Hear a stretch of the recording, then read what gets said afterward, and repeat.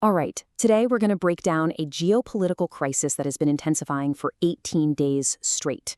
We're going to start right at the epicenter of the conflict, and then we'll trace the shockwaves, the economic and diplomatic ones, that are already starting to reshape our world. So let's just dive right in with a statement that really sets the stage. This isn't being talked about as some temporary problem. The Speaker of the Iranian parliament has made it crystal clear. The situation in the Strait of Hormuz, one of the most critical shipping lanes on the planet, is a permanent shift. That one sentence alone is sending tremors through governments and stock markets everywhere. So, here's our game plan. First, we'll get into the conflict itself. Then we'll look at the immediate economic fallout. After that, we're going to zoom out and see how the global map of alliances and trade is literally being redrawn. And finally, we'll touch on how societies and businesses are actually adapting to this new reality. Okay, let's get into our first section. To really understand the shockwaves, you have to start at the epicenter, where military and diplomatic tensions have pretty much hit a boiling point just in the last 24 hours. And just look at how fast this is all moving. This timeline shows the sheer speed of the crisis. In just under 2 hours, you see this rapid-fire sequence of events. It kicks off with Iran confirming the death of its security chief. Not even 30 minutes later, Israel vows to neutralize his successor. Then comes that really ominous warning about the Strait of Hormuz. And to top it off, the US president calls out NATO for not getting involved. Any one of these is a huge deal.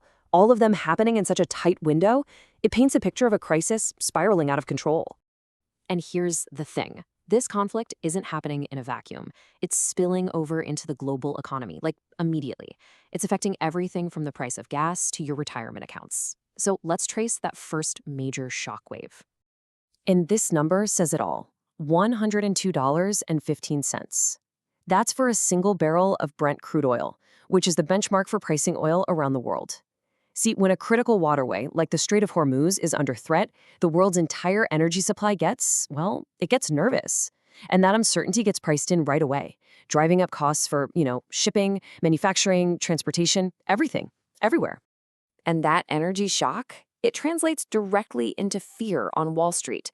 This number shows the dip in major international stock markets just this morning. A 5.2% drop reflects some deep anxiety that a long conflict could choke off trade and just make everything more expensive for businesses. But the story isn't quite that simple. Now this is where it gets a little more complicated and frankly pretty interesting. While the whole market is down big, airline stocks are actually holding up surprisingly well. Some are even rising. So how on earth is that possible when their single biggest cost, jet fuel, is going through the roof? Well, the answer seems to be a balancing act. On one hand, yes, you've got these soaring fuel prices.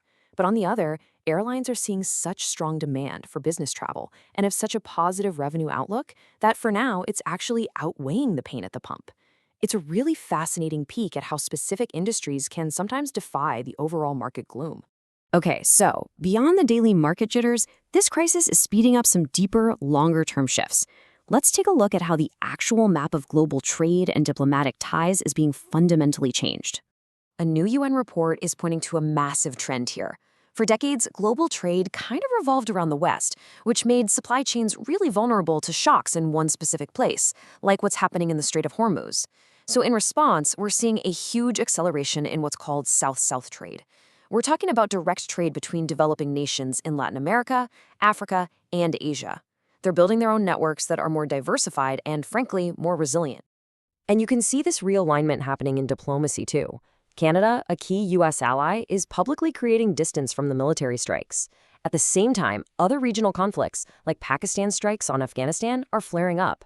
You add in the cancellation of big global events in the area, and you start to feel the sense of a geopolitical isolation setting in around the conflict zone. But with all this talk of high-level shifts, we can't lose sight of the staggering human cost. This number, 244 lakh, that's 244,000 Indian citizens who've been evacuated from the region in just a matter of weeks. It's a massive logistical nightmare, especially with all the maritime security risks, and it's just a tragic reminder of the real-world impact this is having on thousands and thousands of families. But crisis also forces us to adapt. So in our final section, let's look at how societies, individuals, and even big corporations are innovating and showing some incredible resilience in what's becoming a new normal. And this adaptation is happening at every single level. a lot of it driven by sheer resourcefulness. On the ground, as supplies of LPG gas get cut off, families are switching back to kerosene for fuel.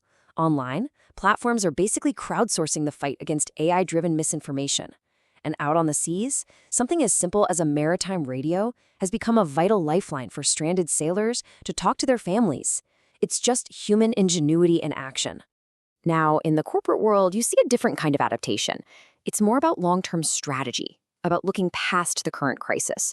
So even as today's transportation is being disrupted, companies like Uber and NVIDIA are doubling down on the future, announcing a huge expansion of their partnership to get autonomous vehicle fleets on the road.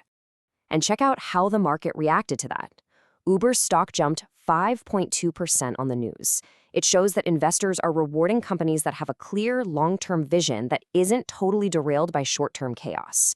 It's a real vote of confidence for forward-thinking strategy.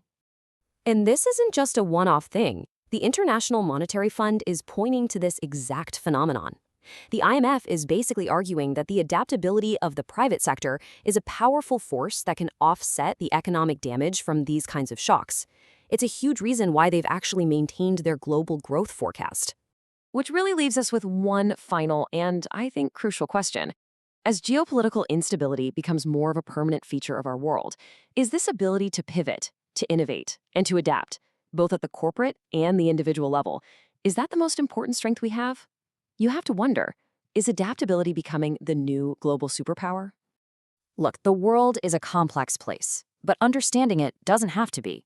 If you found this breakdown helpful, make sure you subscribe for more explainers just like this one. Let's keep trying to make sense of it all together.